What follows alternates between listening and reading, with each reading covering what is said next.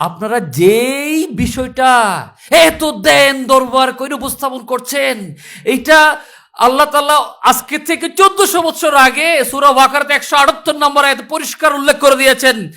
ইয়া আইয়ুহাল্লাযীনা আমানু কুতিবা আলাইকুমুল কিসাস, একদম পরিষ্কার উল্লেখ করা হয়েছে হত্যার বদলে হত্যা, তবে নিহতের পরিবার যদি চায় ক্ষমা বা দিয়ত হইতে পারে। রাষ্ট্রপতি আগের সরকার হয়ে থাকেন, আগের সরকার যদি ভুল করে তাদের গায়ে যদি আপনি দায়ভার দিয়ে থাকেন, তবে সেই দায়ভারের দায় রাষ্ট্রপতি কখনো এড়াতে পারেন না। আপনার এই আইন বলছেন 180 দিনের মধ্যে সংসদে পাশ হবে, উচ্চ কক্ষে সিদ্ধান্ত হয়, সবগুলা আইনে রূপান্তর হবে। তাহলে সেই আইনে কি, আমার স্পেসিফিক কোয়েশ্চেন ছিল, সেই আইনে কি বর্তমান রাষ্ট্রপতি জেলে যাবেন? আল্লাহর কাছে লাখো কোটি শুকরিয়া। চমৎকার একটা প্রোগ্রাম, পুরো বাংলাদেশ মনে হচ্ছে আজ একত্রিত হয়েছে, উলামা জনতা পুরো বাংলাদেশ, আমরা এখানে এক আছি আলহামদুলিল্লাহ। আমি আজকে এখানে আসার আগে আমাদের সম্মানিত চিফ অ্যাডভাইজারের অন্যতম একটা কার্যালয় এনজিও বিষয়ক ব্যুরোতে একটা প্রোগ্রাম ছিল, আসন্ন গণভোটে এনজিওদের করণীয়, যেখানে অধ্যাপক আলী রিয়াজ সাহেব এবং একই সাথে প্রধান উপদেষ্টার সহকারী মনির হায়দার ভাইও ছিলেন। সেখানে এই জুলাই জাতীয় সনদ আমি দেখাচ্ছি সঙ্গত কারণে বিষয়টা আপনারা সব উপস্থাপন করছি।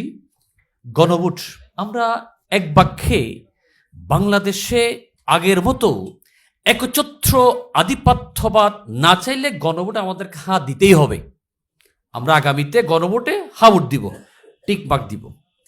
এখানে সংক্ষেপে এইখানে যা লেখা আছে তার মধ্যে একটা লাইন খালি আমি একটু উল্লেখ করছি। দেখুন, গত 8 মাস ধরে বহুল আলোচনা, বহুত গবেষণা, আলী রিয়াজ সাহেবদের মতন, তারপরে আরো বড় বড় বাংলাদেশের বুদ্ধিজীবীরা নিয়ে গবেষণা করে এই জুলাই সনদ এদের এই জিনিসগুলো করেছেন। সেখানে একটা হচ্ছে দণ্ডপ্রাপ্ত অপরাধীকে রাষ্ট্রপতি ইচ্ছা মতো ক্ষমা করতে পারবেন না। অর্থাৎ মনির হায়দার ভাই উল্লেখ করেছে আজকে 1999 সালে একজন অ্যাডভোকেটকে হত্যা করা হয়েছিল, লাশটাকে 16 টুকরা করা হয়েছে, এবং সেই লাশের খুনিকে তৎকালীন রাষ্ট্রপতি ক্ষমা করে দিয়েছে। এবং এখন যেটা গবেষণার পরে, আলী রিয়াজ সাহেবদের মতো বুদ্ধিজীবীদের গবেষণার পরে ওনারা এই আইনটা করেছেন, এটার ব্যাখ্যায় আছে তবে ভিকটিমের পরিবার চাইলে ক্ষমা হতে পারে। আমি হাসছি এই কারণে, আপনারা যেই বিষয়টা এত দেন দরবার করে উপস্থাপন করছেন, এইটা আল্লাহ তাআলা আজকে থেকে 1400 বছর আগে সূরা বাকারাতে 178 নম্বর আয়াতে পরিষ্কার উল্লেখ করে দিয়েছেন। ইয়া আইয়ুহাল্লাযীনা আমানু কুতিবা আলাইকুমুল কিসাস, একদম পরিষ্কার উল্লেখ করা হয়েছে হত্যার বদলে হত্যা, তবে নিহতের পরিবার যদি চায় ক্ষমা বা দিয়ত হইতে পারে। আপনারা আজকে এত গবেষণা করে আমাদের সামনে জিনিসগুলো উপস্থাপন করছেন, এই জিনিসগুলো আমাদের বাংলাদেশের দক্ষ উলামা যারা রয়েছেন ওদেরকে যদি আপনারা নেন, কোরআনের আইনটা, প্রকৃত আইনটা যদি এখন থেকে বাস্তবায়ন শুরু করে দেন, এত গবেষণার কোনো দরকার নাই। আমরা মূলে ফেরত আসতেছি।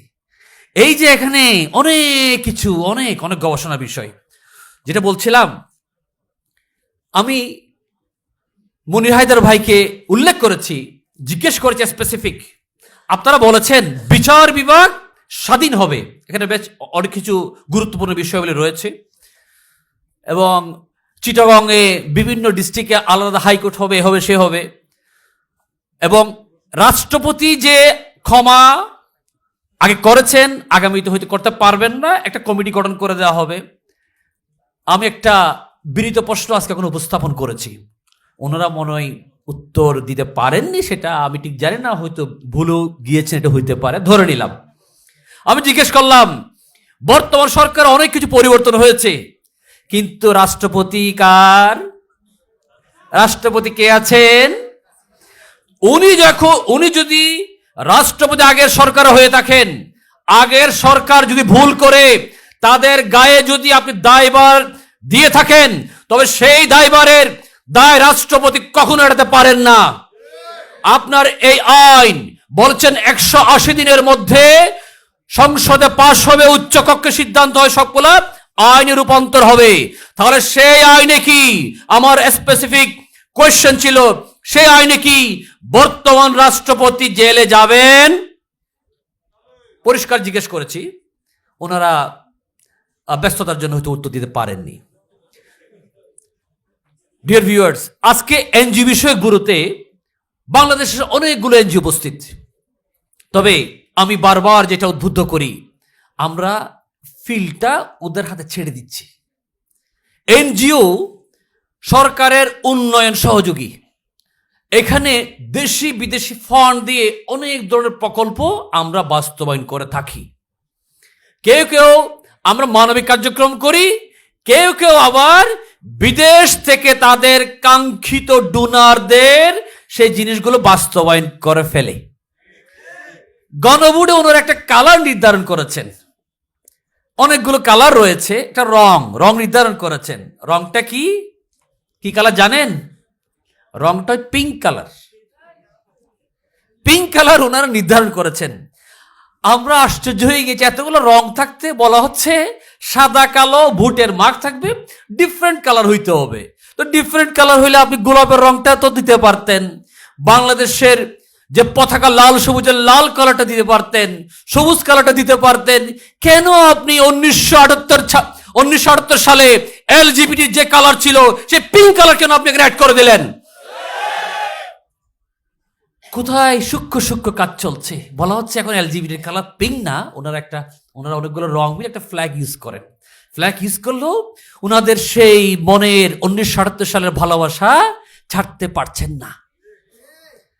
এবার দেখুন, আজকের এই এনজিও মিটিংয়ে আমাদের যদি ইসলামিক অনেকগুলো এনজিও থাকতো, শুধুমাত্র আজকের মিটিংয়ে নয়, বাংলাদেশের প্রত্যেকটা সেক্টরে দারুণ একটা বিপ্লব সাধিত হয়ে যেত।